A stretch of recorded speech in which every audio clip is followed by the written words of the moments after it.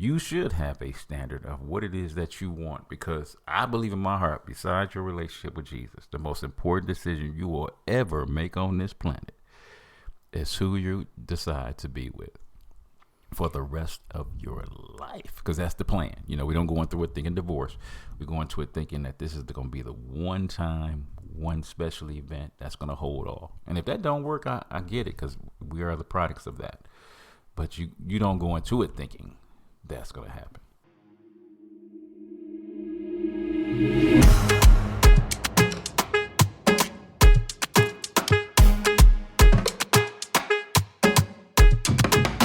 Family.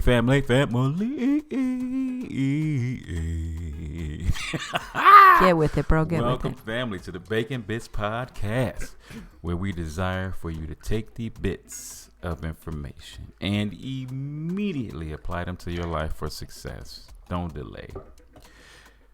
This podcast will be encouraging, uplifting, and informative. The areas of life that we'll be talking about today on the Bacon Bits Podcast is having a balanced life. Oh my God, you know this is the topic of topics. Balance. And these 5 words I love hearing y'all saying. I can hear you through the podcast. I can hear you through the computer. I can hear it. Say these words out loud, please. Say valuable.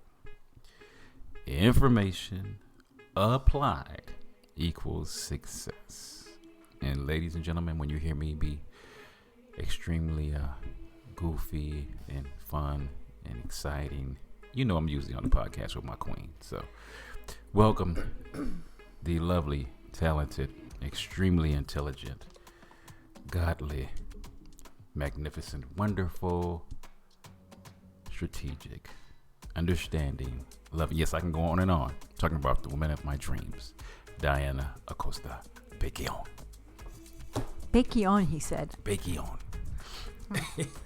Hey, babe. Hey, boo. Hey, strategic. I'm stuck on strategic too. I'm like, what does that even mean? Strategic. You don't just do the only things thing just I'm to do it. strategic about is what the heck I'm gonna make for every meal. See, you're strategic. Golly. You're strategic. Every person out there who's in charge of cooking knows the struggle. There's a strategy behind the madness that makes it taste so good. I think together we're gonna talk to you today. Mm-hmm. We're going to continue on our series about one size does not fit all. And together, we're going to talk to you about this little topic, familiar to most, and it's called What's Love Got to Do with It? Got to do with it? Woo! What does love got to do with it? Everything. It. Oh my gosh, let's talk about what is your recipe for the perfect wife and the perfect husband? What is your prayers? What is your what do you call that? Your check mark, your list of check mark 1, 2, 3, the top 5. They need to be 1, 2, 3, 4, 5. What is that recipe look like? Yeah. That in your heart, in your mind, in your prayers describes the perfect spouse for you. Mm-hmm.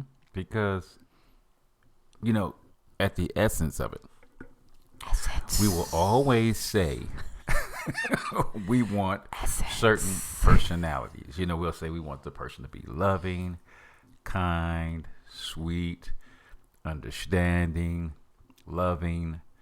We'll say all these things, but not well. Sometimes we say those things. Yeah, but what if it's not in the package that I thought it was going to be in?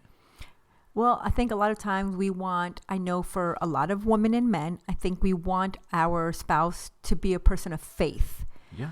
Now, whether that ideally be the same faith as yours, hopefully, because that would make it so much easier for you.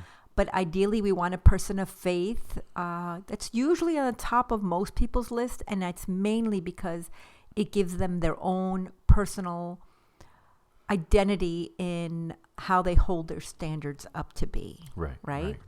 So that's usually one of the first ones. The second one is pretty close to sexy. But what is sexy? What is sexy? To every person is a spectrum. A spectrum everywhere from, I don't care how tall he is, really, so what if he's 4'2"?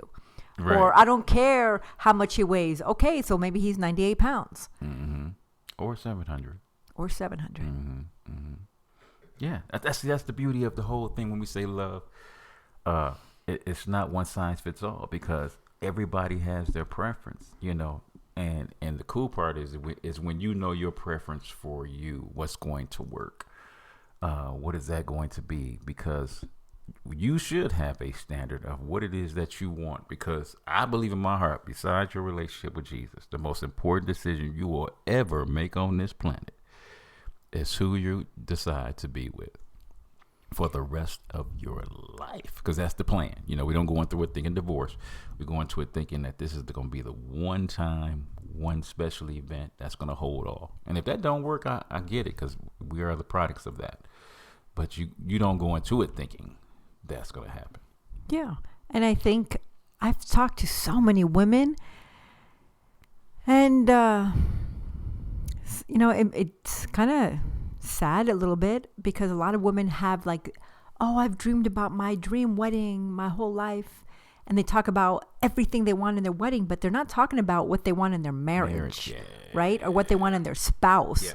So my first question is always going to go back to, let's start with, what is your recipe? Mm-hmm. First of all, if it's the wedding you want, then why the wedding? What is it that you're going to gain in the wedding individually? Everything is about mind, body, soul, being in alignment and feeling balanced in your life. Mm-hmm.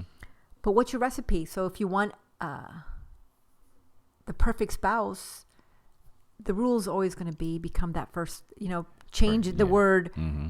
The husband I'm seeking has to be a man of faith, a man who's at least so-and-so tall, at least weighs between this, has a steady income. There's certain things that a lot of people have basic kind of low balls, really. Having a job and having a modem of health is pretty basic, and at the same time, sadly, hard to find. Yeah. Apparently.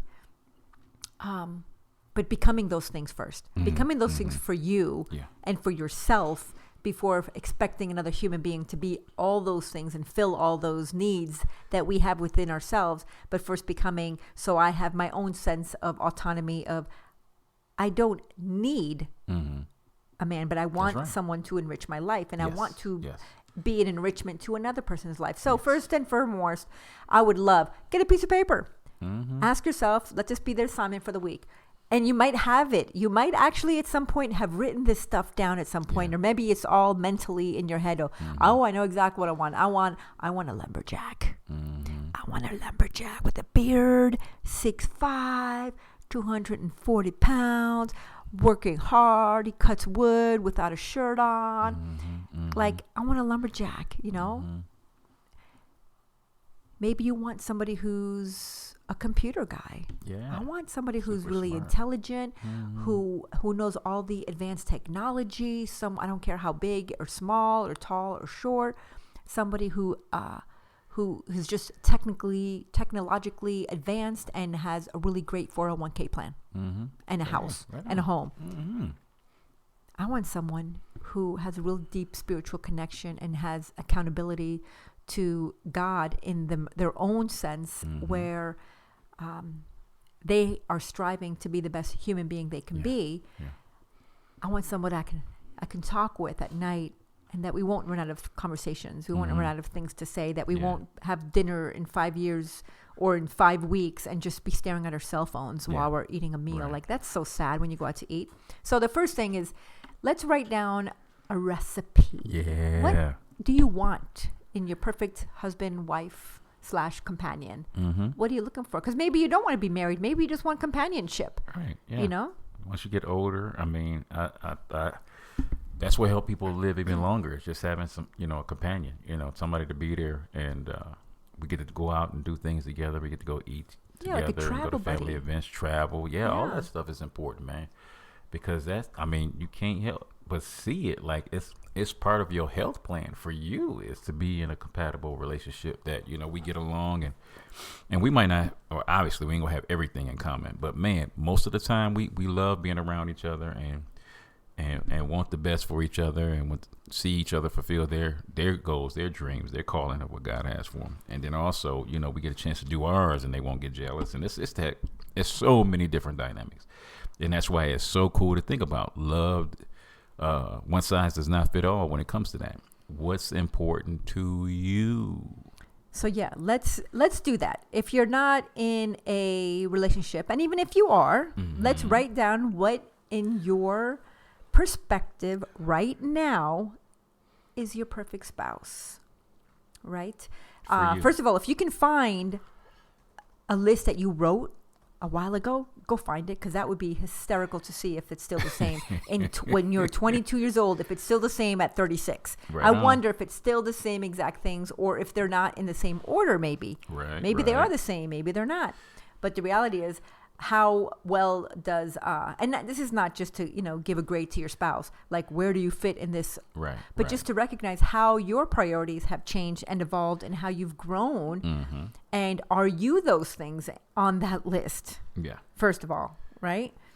But I do think it's pretty funny how things in our 20s, I remember my first marriage, I was 18 years old when I got married.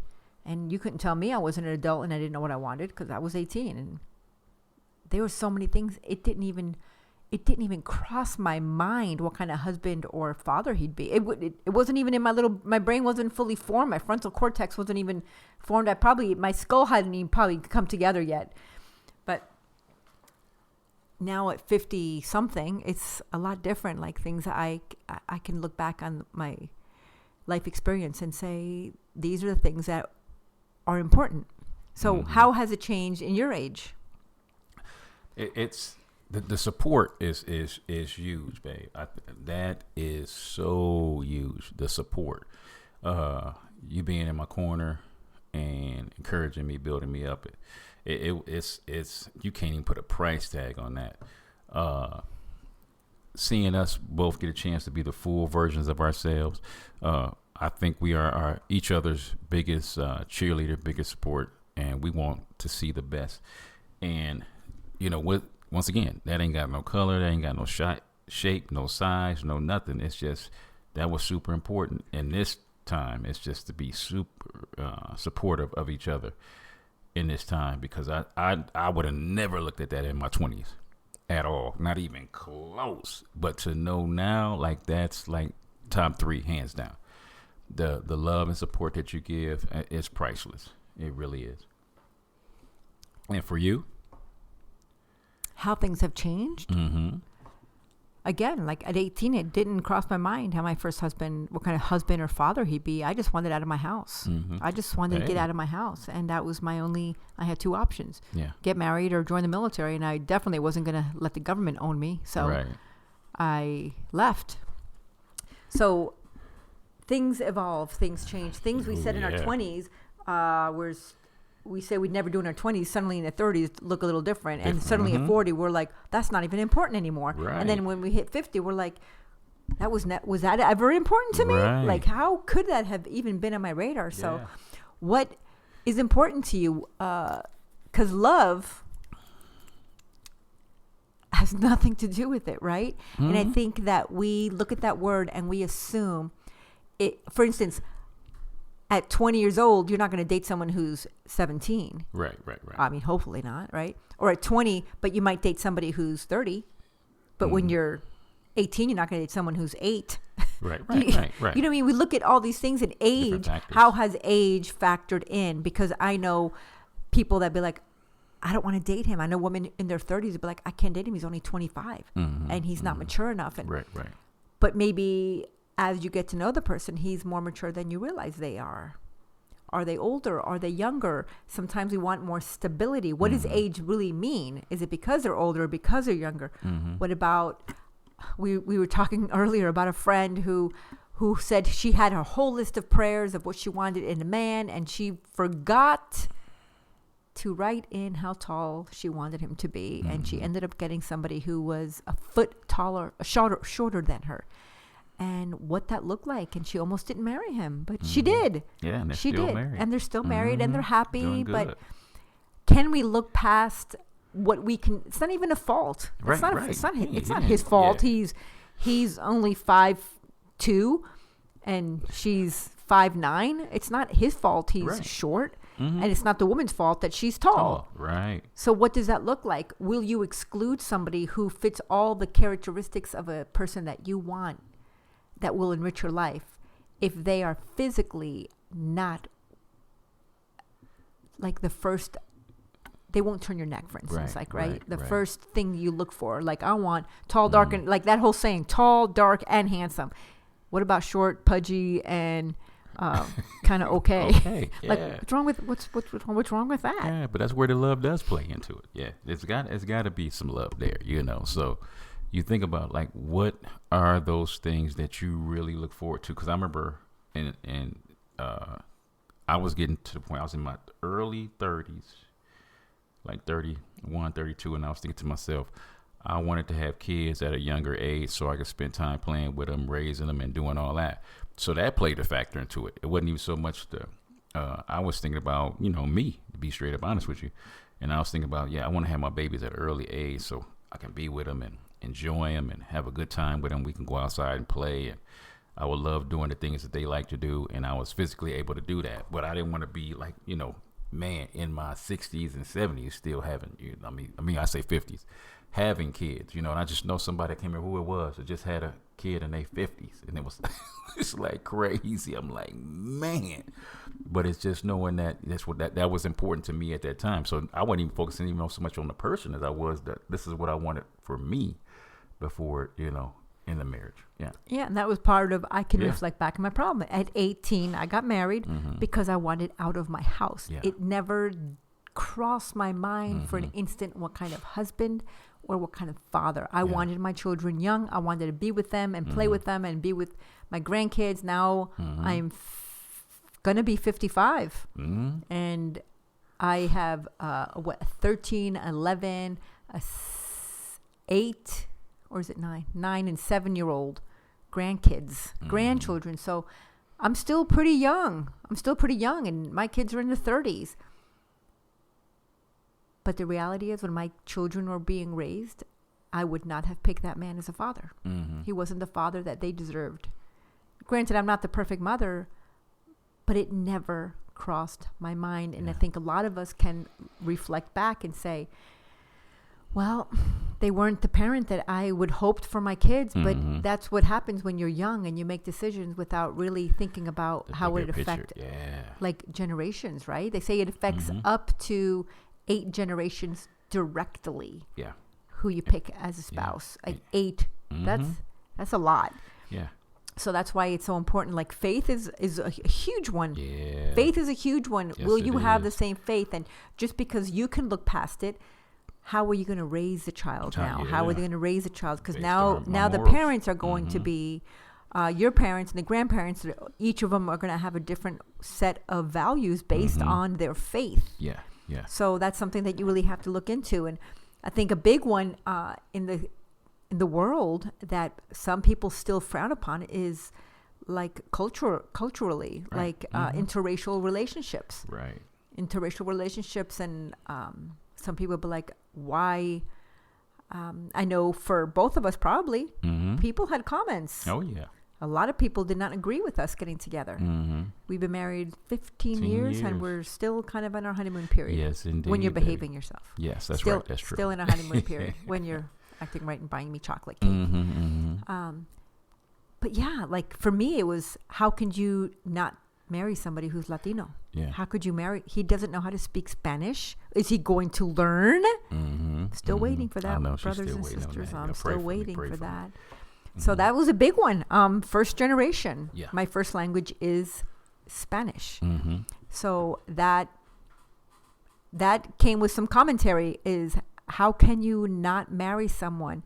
How can they possibly understand you and your culture and your upbringing if they can't even speak your native language? And that's where we talk about, what's love got to do with it. Love has everything to do with it, because if we limit ourselves on what it's supposed to look like, that's why I love the fruits of the spirit. When you think about love and joy and peace, and what does that look like to each individual person, and God's, put it, wonderfully in his word, 1 Corinthians 13, but it goes back to like, what does that look, but what does it look like? Okay. We know how it should act, but what does it look like? And that's why I always tell people, I'm like, man, don't ever limit how it's supposed to look. Don't limit. If it's there, it's there. But, we can also, we can be, we want what we want, and let's be honest. And that's what we have to be open and transparent and say, this is what I would like to have, and this is what I want, and I won't settle. And I don't believe anybody should settle. Yeah, if you're gonna be like I said, if you're gonna be in a relationship, I'm gonna pick with somebody that you can be with for the rest of your life, and pick those qualities that mean the world to you in those aspects. You ever see a dog show? You ever go to a dog show? They have contests, and there's some dogs that have like no teeth on one side of their mouth and their tongue's just hanging there, and they got like a crooked eye, and they're like half naked. They got like not no. At the dog show. They got the best of the best. They got the they best. have some dogs, and they're so freaking cute. They're so ugly that they're cute. Mm-hmm. I always be amazed at how many different breeds there are of dogs. It's like we can't even go out and pick a breed because we want it to look a certain way. We want it to be a certain way. We look at their like their health and and that's how we should Pedigree, pick. Like we look at all of that stuff, right? Yeah. But why can't we look past the fact that he's so ugly? He's kind of cute. The little wrinkled cats, and oh my god. Oh, those cats are dope. Yeah. Those Sphinx, those are dope. Mm-hmm. Those dogs, those are dope. But yeah. So let's get back to what's love got to do with it. Yes. Like what's love really got to do with it? But how can I marry someone out of my culture who doesn't understand? Mm-hmm. And I know that I can speak to a lot of people, especially immigrants, families of immigrants, that how can I possibly marry someone who won't understand me if they don't understand my music, my food, my family? Because that's not only has impacted my life, but it has helped and form and define who I am as an individual. I am who I am today because of my culture, because of my family, my music, my food, all of that. But that applies to a lot of different types of people. Mm-hmm. So what happens when we go outside of that? Yeah, because we always going to be out the comfort zone, and that's part of, why does it mean that much to us? Like I said, I think it's beautiful, but when you're not limited by that, I think that's super important, because you think about it like, man, when I've dated, like I said, all kind of races. Yeah, no question in my mind on that. And enjoyed, each race. It was beautiful. But knowing that if I had my specific pick on what I wanted for me, I just wanted to say, man, when you got somebody that's super supportive, you got somebody that we can build a life together. We can have dreams together. Each other won't limit each other on trying to become the best version of that they really believe God wants them to be, to have great relationships together as a family and enjoy each other's company, and can go out and help each other be the best version of ourselves. Man, it means the world. But you got to ask yourself that question, like, what is it going to take for us to have that kind of relationship? What is it going to take for us to say, you know what, I see this in you, and I want the absolute. I want what you have, and you have what I want, and we're super pleased with each other. And it wasn't about the outside package, even though that was a great, Lord knows I looked at my baby and was like, oh my God, I got to have her. But it's also at the same time, it was all of the attributes that she brought to the table. Yes, I was a stalker. Yes, we'll talk about that a little bit later. It was knowing that when I seen what it was that I wanted in a wife, and I was like, man, she's everything I wanted. And that was important to me. I'd like to rewind, John Bacon. Yes. You said that you dated every race. Yes. Since the only race I know is human, I would love to hear what other races that you've dated, because I only know of the human race, sir. Different cultures, honey. Different cultures. Yeah, so that's specifically what I was saying. Different cultures, honey. and knowing that there's different attributes that, you know, the different cultures bring, and you have to ask, you know, what is it that's that important to you that this person brings to the table, you know? And not only can they bring it, because we both have different cultural differences, yes. right? But we can relate on some things, but there's a lot of things that we don't necessarily relate to. That is very true. There's family is very important to both of us. So for sure, family is very important to both of us. But John grew up in a house where his neighbors were his cousins and uncles and aunts, and down the street he had uncles and families, and I'm first generation in this country, so I'm first generation, and family is important to me. But I saw my grandmother just a few times in my lifetime, and we had no cousins, we had no family around us. We had what we call a grupo, and a grupo in New York, we had a group of all the Latinos. We had all the way from Patterson, from New Jersey, from the Bronx, and from Yorktown, from where we were. And there was a group of us, about 50 people, 50 to 60 people with our kids, with the kids and everything. And I grew up in that since I was like 4 or 5 years old, all the way until I left. And every single Sunday we'd get together, and it would be at a different person's house every single weekend. So that was the closest thing we had to family. And they were everywhere from Puerto Rican to Dominican to Ecuadorian to Cuban. We had a group of us, but it was all Latinos. We were all immigrants. But it's very, very different. But culturally, can we relate to those? No. But we can relate to the fact that it's important, but what does that mean to each of us, and what does that look like? For me, it was getting together and coming together, and it meant a lot of music. We all danced. We had music and food and loud, but it was very different from what you experienced. Yeah, because, I mean, it was always Aunt Jethine's house for Thanksgiving. It was Aunt Tyne's house, my mom's twin, for Christmas. And then before it was Aunt Tyne's house for Christmas, it was Grandma Manola's house for Christmas. So, I mean, family was super important to me. Like I said, I had my cousin Betty on the right side of me. I had my Aunt Jethine and my Uncle James on the left side. And so I literally grew up, you know, with family right there. You know, latchkey kid, and it was just beautiful. I had my 2 older sisters, and they was doing their thing. So family was huge, you know, and then to move 2,000 miles away from everybody and everything, that, you know, that made a difference, because now it's just my immediate family, you know, from my kids to my queen and then my church family, you know. So it's totally different from how I was raised to where I'm at now. So that's a difference, you know.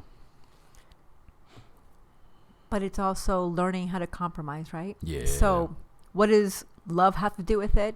Well, one size doesn't fit all. Yeah. But what are we willing to compromise? What are we willing to maybe rethink? Yeah, that's the wording right there. And COVID hit a lot of people.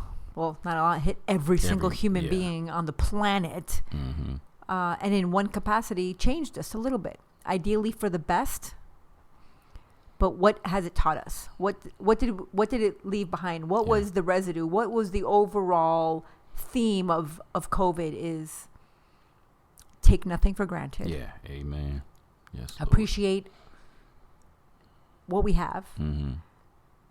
So let's reflect back. Go back. What's your recipe? What is your recipe for the perfect husband, wife, companion? Because everyone is not meant to get married. And maybe you were married and now you're a widow, and maybe you have no intention. Be like, I have no intention of ever getting married again. Some people are like, I'm done. I'm done. I did it. I don't want it anymore. Well, you know what? Maybe you have room in your life for a companion. And I think that's important, that we still have somebody that we, maybe on a weekly basis, on a daily basis, or on a quarterly basis, you go travel with just somebody in your life. And what does that look like? Because one size doesn't fit all. So it's going to look different, and what you wanted and needed and required at your 20s is going to be different than the 30s and 50s and 70s. So what does love have to do with it? Not much, because we have to be intentional. We recognize that as we get older. Mm-hmm. I can love you and recognize that I don't need a lot of you in my life. Right.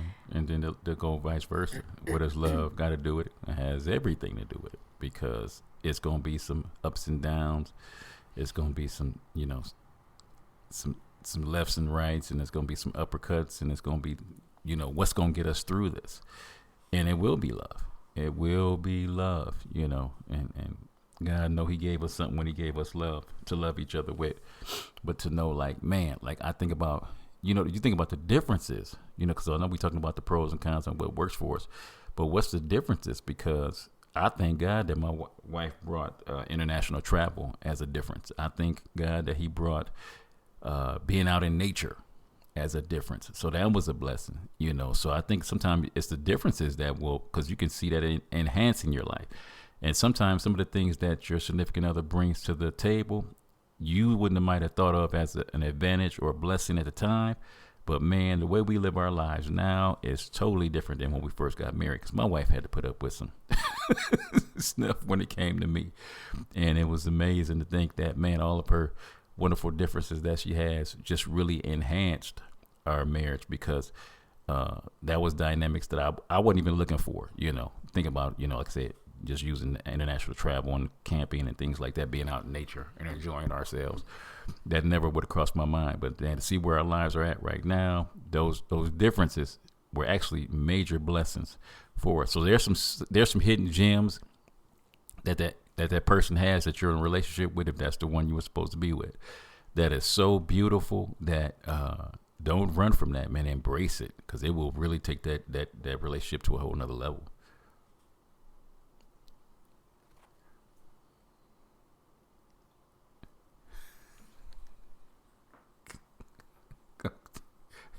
Shay gonna edit this. I'm like, I was hoping you were winding down. Be like, we're done. I'm done with that one. Oh, okay. Move on. You should have said something. That's what this meant. Okay. Okay, now. Just like keep going. Yeah. That's what I was going to say. Wrap it up. So, family, she'll bring it in. Yeah. So it's beautiful to know that, man. It doesn't come in one size.